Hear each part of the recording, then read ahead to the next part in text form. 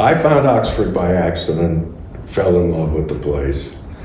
I was retired, like I said, and I went home to my wife and said, I think I found a place for us when you retire to live.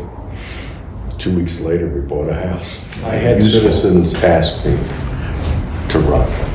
Yeah. And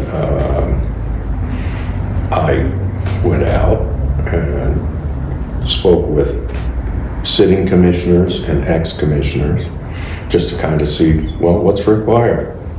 And I interviewed maybe 4 or 5 of them at the time. And I said, well, I can do this. It's not rocket science. I ran, I won, and Oxford was a different place when I first came on board. Oxford was not in the 20th century in terms of its books and where it needed to be. And I wasn't sure we were going to make the transition. But as it turned out, Lil Lord was retiring, and she had been the town manager for years. And we had a number of resumes. And I looked at one resume, and I said, this is impossible. I mean, it's too good to be true. Well, it wasn't.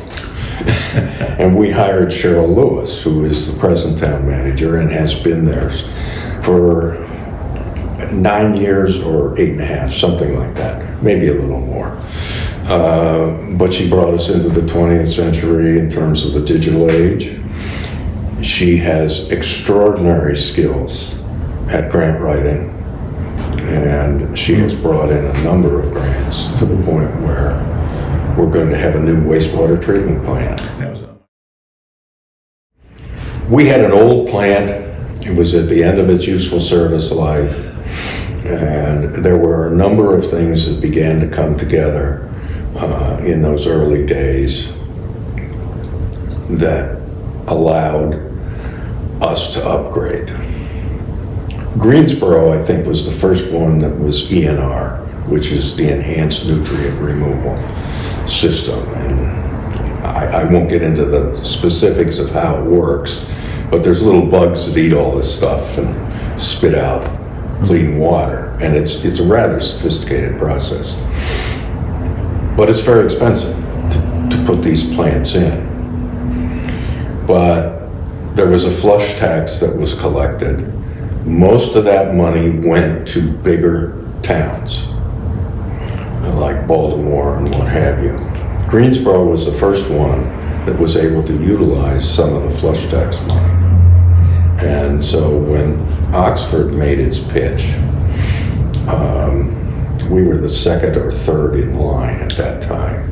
But it's an $11 million operation, which, if you saddled the taxpayers with that, would be horrendous. We didn't have to do that because we got roughly 80% in grants and what have you. So the obligation bond that we'll have at the end is somewhat less than $2 million, which is handleable in the sewer and water rates that we have increased over the years to cover the cost of operating the plant. When the plant comes online, you didn't have a 100 or 200% increase in your water rates. We've been increasing them gradually so that as the plant came online, we'd be ready and without an undue burden on the taxpayer.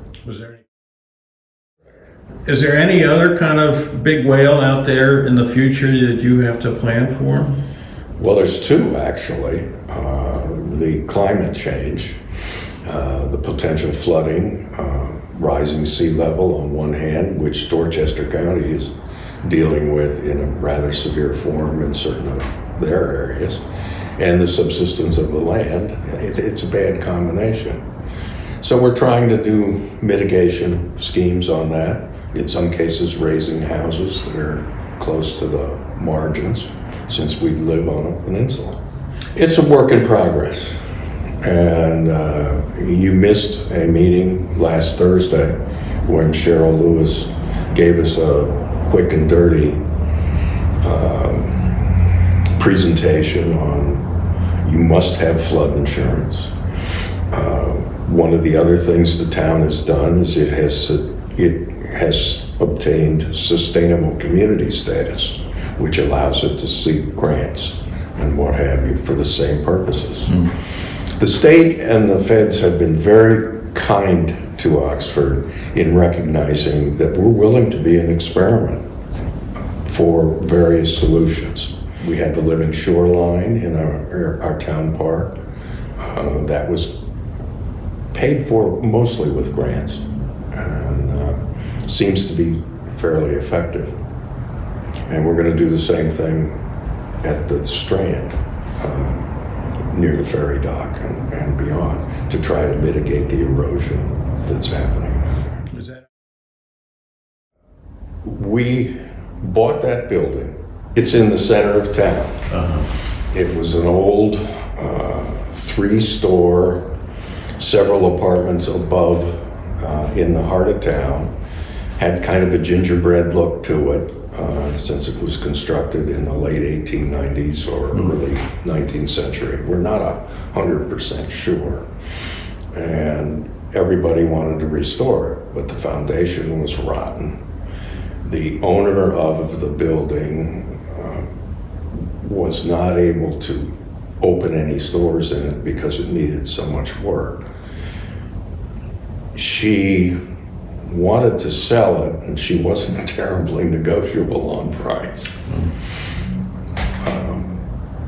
I'm not, as a commissioner, a big fan of the town being in the real estate business. But it would seem at the time Cheryl was able to get some grant money to purchase it with the idea of stabilizing it so that it could be developed. She got a $300,000 grant, and along with $200,000 for the town, we bought the building. And we couldn't have bought it any other way.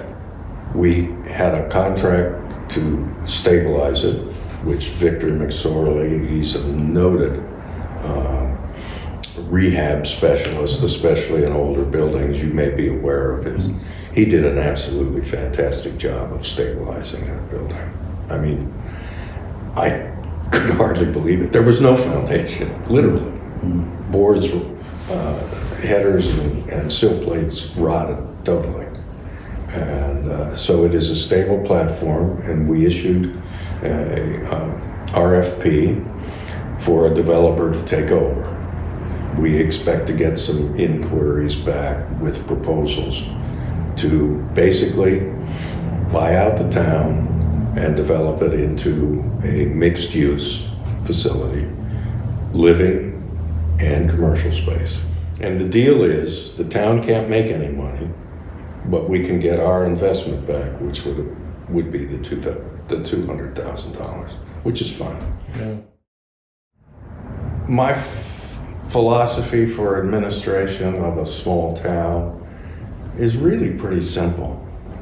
As long as most people, most of the time, get the comforts and the services they need, recognizing that you live with a disparate community, you will be occasionally annoyed, i.e. the docks noise issue, which actually was resolved pretty amiably.